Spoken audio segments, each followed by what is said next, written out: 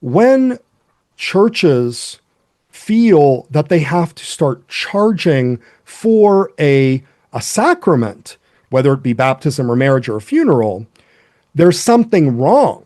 It's not appropriate on either side. It's not appropriate to charge for any of these things.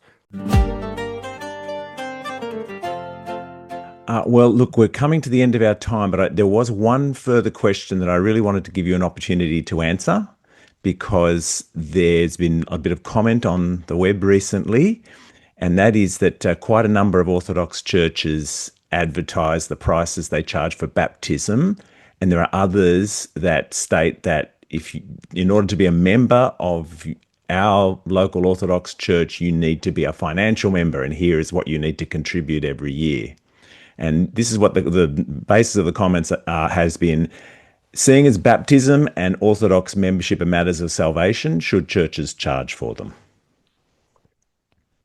Thank you for asking that. I probably won't make many friends with this answer, but I will be very honest.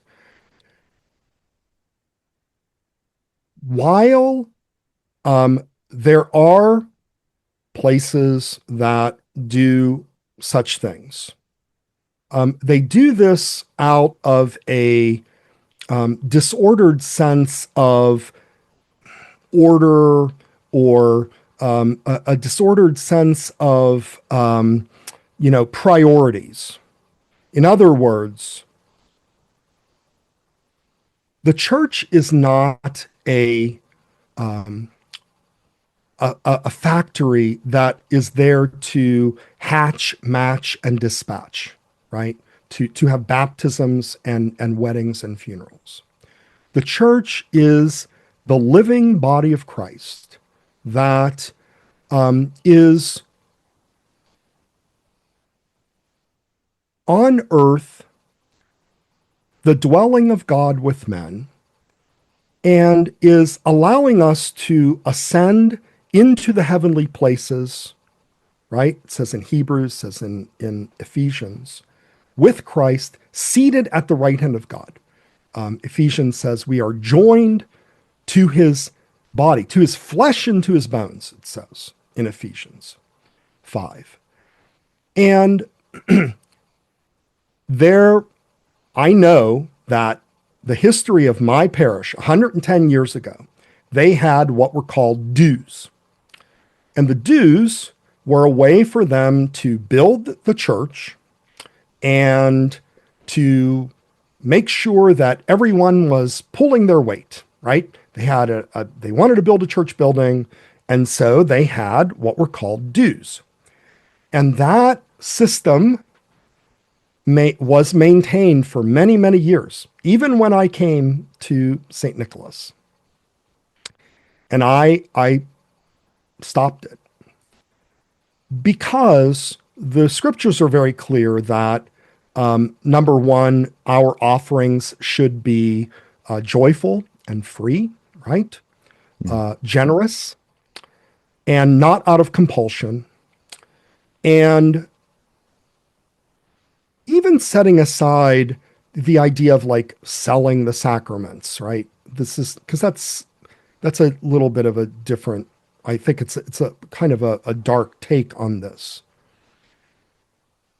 While churches might even somehow mean well to say, well, we got to pay for the lights, you got to pay for the chanter, you got to pay for the hall, and like this stuff isn't free and so forth.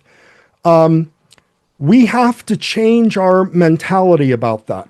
There was a famous man that worked for Campus Crusade for Christ. His name was Peter Gilquist.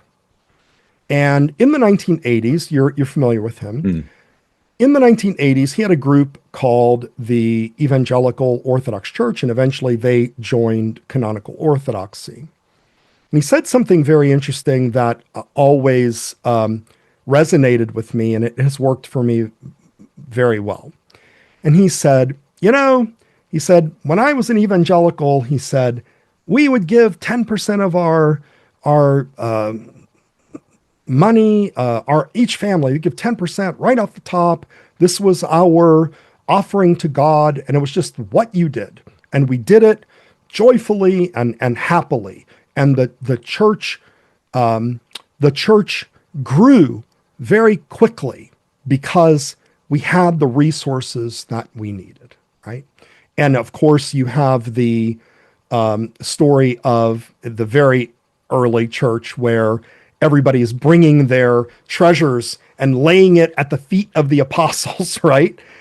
And so he said, but since I've become Orthodox, he said, I'm just really perplexed. He goes, how do you think you can run a church when you're given $5 a week?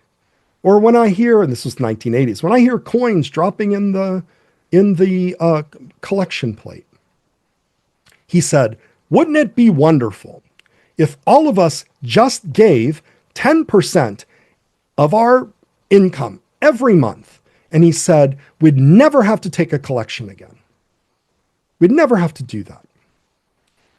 And obviously, old habits die hard. Older people are used to this kind of dues mentality.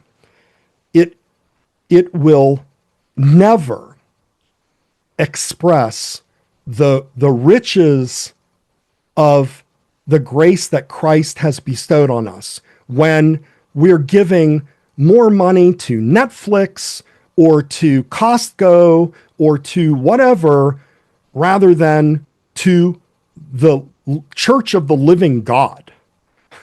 Like, that'll never work. And when churches feel that they have to start charging for a sacrament, whether it be baptism or marriage or a funeral, there's something wrong. Now, I'm apologizing to all the priests that are in this situation, but I'm going to say churches should never do this. You just don't. You don't, because you cannot imagine what wealth, and I don't mean like physical monetary wealth, but the wealth of the riches of grace that God is going to pour out on you when you just give freely, when you just give of your sacraments freely, when you just baptize people freely, marry people freely, whatever it is, bury people, and you don't demand, well, you have to have this payment or that payment or whatever. Orthodox people need to change their minds about what they give to the church. They have to stop nickel and diming parishes. They have many, many reasons why they're not going to give this or that, but it's not Christian. It's not appropriate on either side. It's not appropriate to charge for any of these things. Now, if you want to use our hall, it's $200. Okay, it's reasonable, right?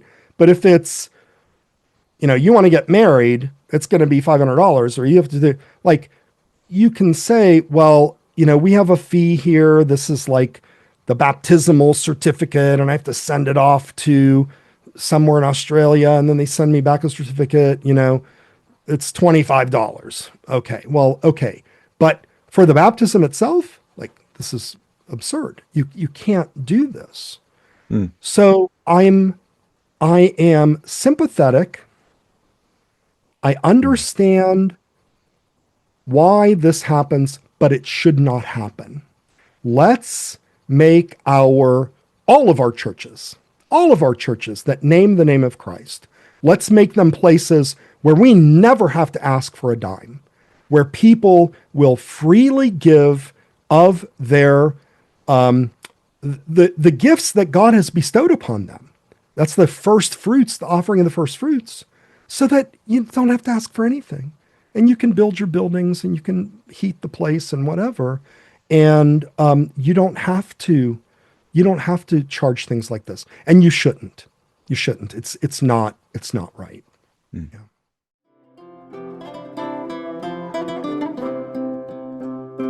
My hope is